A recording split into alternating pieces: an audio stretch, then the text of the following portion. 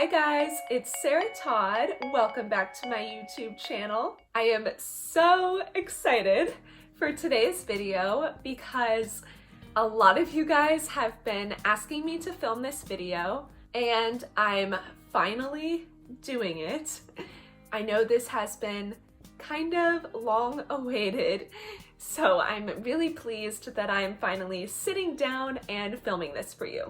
In today's video, we're going to be talking all about driving. Yes, I can drive even though I have a disability, and I'm going to tell you all about how I learned how to drive, how I got my driver's license, and how I actually drive. For those of you who don't know me, I have a condition called acute flaccid myelitis, or AFM, which originally left me paralyzed from the neck down 10 years ago when I was 8 years old, but now I am 18 and I'm able to walk, but I have partial paralysis in areas of my arms and hands. So I can't move my left hand, I can move my right hand, but it's very weak. I can't lift my arms up higher than this, so about to my shoulder, and other areas of my arms and hands are paralyzed. If you would like to know more about my story, be sure to check out this playlist right here after you watch this video so that you can learn more about me and my disability. But let's get right on into today's video. So I got my learner's permit when I was 15 years old. That's the youngest age that you can get your permit where I live. And to get it, I had to go to the Department for Driver Services in my city and take a test. I learned all of the information for the test on an app that I found, and you can take practice tests on there to make sure that you know the information. And I went in and took the test, and it basically just asks you questions about like traffic laws and traffic signs and things like that.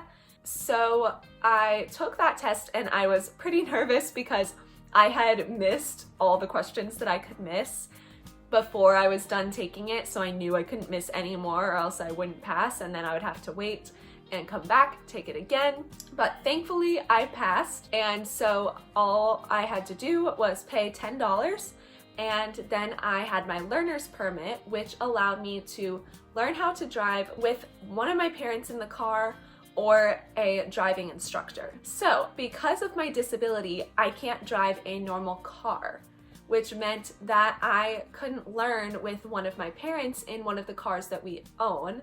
So I had to go to a center to learn how to drive. I did this at Shepherd Center.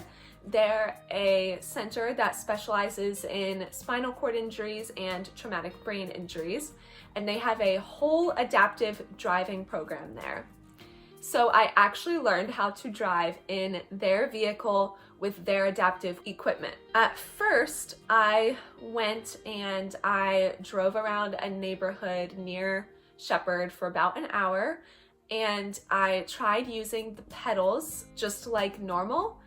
But it was really hard for me for some reason. I couldn't figure out where my foot was in regards to the pedals, so I didn't know if I was actually touching the brake or the gas. I just couldn't tell where my foot was without looking at it. So the instructor, who was an occupational therapist, thought that I might have some proprioception, which is often seen in people with spinal cord injuries. It means that you can't tell where a part of your body is without looking at it. So we decided to have me try controlling the pedals with a hand control. So what we did was I drove the vehicle all with my right hand and only with my right hand. I controlled every single part of this vehicle with just my right hand, which was pretty terrifying to think about. But what we did was I used a joystick, and if I pushed forward, that would accelerate the vehicle, and if I pushed backward, that would brake the vehicle. And then if I moved the joystick side to side, that would move the steering wheel. And this joystick was just placed at my right so that it was really close to me and I could easily reach it to control the car. So that's how I drove for the first session I had, and then I had a whole week-long session 6 months later, and I drove using that control then. But this whole time I was only 15 years old.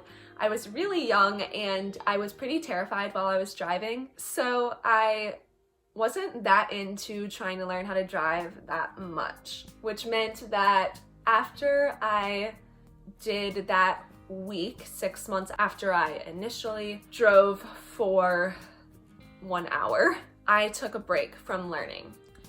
It was just pretty stressful. I was only practicing in a neighborhood, and I got out on the real road a little bit, but got pretty terrified afterwards, and that kind of set me back. So I decided that it would be best if I took a break and pursued driving a little later when I was a bit older. This meant that I took a 2-year break from driving. So when I was ready to try learning again, I was now 17 years old, which was a much better age to learn to drive. 15 is really young, 17 is too. But by the time you're 17, more of your friends are driving, and it's more of the norm to see people in that age group driving. And I'd driven around with some of my friends, which really made me want to drive. Just seeing them drive and have that independence made me so excited to learn. So I ended up doing 2 more weeks of training at Shepherd. Again, I drove their vehicle using their equipment, but this time I was actually able to use the pedals. We decided that I should try one more time just because it would be a lot better if I wasn't controlling the whole vehicle with only my right hand. So I tried using the pedals and I was actually successful this time. So I was able to use the pedals like normal, which was awesome. It was just nice not having to rely on solely my right hand for literally everything. And then I used a joystick that I controlled with my right hand, and I moved it left and right to steer the car. So whenever I moved the joystick to the left, it would move the steering wheel to the left, and when I moved it to the right, it would move the steering wheel to the right. And we just placed the joystick right by me so that it was close to me, I could easily reach it and control the car with no problem. So I did the 1 week training, and that was in June of 2019. And then I had another week, and at the end of that week, I went to take my driver's test. So throughout the second week, we mostly focused on the maneuvers for the test, like parallel parking, backing up straight for 50 feet, backing into a spot, those kinds of things. And I actually got on the main road during those 2 weeks in 2019. So I'd gotten a lot more experience. I even drove on a little highway where the speed limit was like 65. So that was pretty good. It was terrifying, but I did it. And I worked on changing lanes and all that. So I actually became a pretty confident driver. I was really good at driving on main roads, and I didn't really like highways just yet, but the instructor said that that was something I would work on once I got my own car because the highways were pretty scary. So I successfully drove with the joystick, using the pedals like normal, and some other equipment. I had this little blue button that they put on the box that my joystick was on. So you can see it better in this picture right here. If you see that blue button, it's on the side of the box where the joystick is, and that put it next to my right leg. And that way I could hit the button with my leg when I needed to use it. Now, what I used this button for was the blinkers, the horn, and the wipers. So the way it works is if you hold it down, you'll hear some beeps. One beep does nothing, which is just so that if you accidentally hit the button, you don't have the blinker turn on when you don't need it on. If you hold it down for 2 beeps, I'm pretty sure that's the left blinker. I'm not sure if it's the left or the right because I haven't driven since August of last year, but it does one of the blinkers, and then 3 beeps does the other blinker, I think the right. And then 4 beeps does the horn. So let's say I wanted to sound my horn. I would hold my leg on that button until I heard the 4th beep and then let go and my horn would go off. And what's nice about this button for the blinkers is that if you are braking, the blinker will stay on the whole time you're braking. And if you're not braking, it'll stay on for about 3 to 5 seconds until you brake. And if you don't brake, it'll turn off. So it's pretty easy to use and really genius, honestly. And then you can also see in this photo that I have a touch screen. That's how I control a lot of other things in my car. So I can turn the engine on and off from there, and I can roll the windows up and down, and I can do the wipers from there. So that's really easy and super cool. I love having the touch screen. So all of this equipment is just really incredible and so amazing that it exists. Even though I've used it so many times, I still can't wrap my head around that it exists. It's just so incredible. But yeah, after I learned for the 2nd week in August of 2019, on the last day of the week, on that Friday, I went into the Department for Driver Services and I took my driving test. And I had the sweetest instructor. He was really young and nice, and he was super impressed by the vehicle and the equipment. He was like, oh my gosh, I've never seen something like this before. Like, what is this? And I explained it all to him, and he was like, that's amazing. And he was really sweet and super impressed by all the equipment. I was a little worried that I would get an instructor who wouldn't want to pass me because of my disability, because a lot of people, when they see how many people with disabilities drive with this equipment, they think that it's not safe, which is wrong. The instructors I learned from have been doing this for a long time, especially one of them. I think he's been doing it for about 40 years, and he knows his stuff. He wouldn't allow me to go drive on the road with him or take a driving test if he thought that I wasn't a safe driver. So it's completely safe, and it's just our own way of driving. But yeah, so I was glad that I didn't get an instructor who had those beliefs. I got a really nice one, and I took my test. It was about 10 minutes, it was really short, and I passed. And I was literally so excited. This is my face in the car, just seconds after hearing that I passed. I was so excited because I had worked so hard for this. It had taken me 2 years, almost 3 years, to learn to drive and get my license. It was such a big process, so I was just really happy. And here's a video of me driving during my test that my mom got from the building. I'm in the big blue van, and I had to use this big van because the center needed to get a car that would accommodate all kinds of disabilities. So this car had a ramp for wheelchair users to get into the van more easily. So this van had a lot of room to accommodate that. And also it even had seats that adjust with a pad with buttons on them. So if I wanted to scoot my seat back, all I had to do was hit a button. And if I wanted to scoot it forward, all I had to do was hit a button. So the seat had very many adjustable controls, which was really cool. But yeah, that's why I drove a really large van, was because it needed to accommodate all kinds of disabilities. It's just such a relief to have my license. I thought for a while that I was going to have to just get a state ID because I knew that when I turned 18, I needed a form of identification.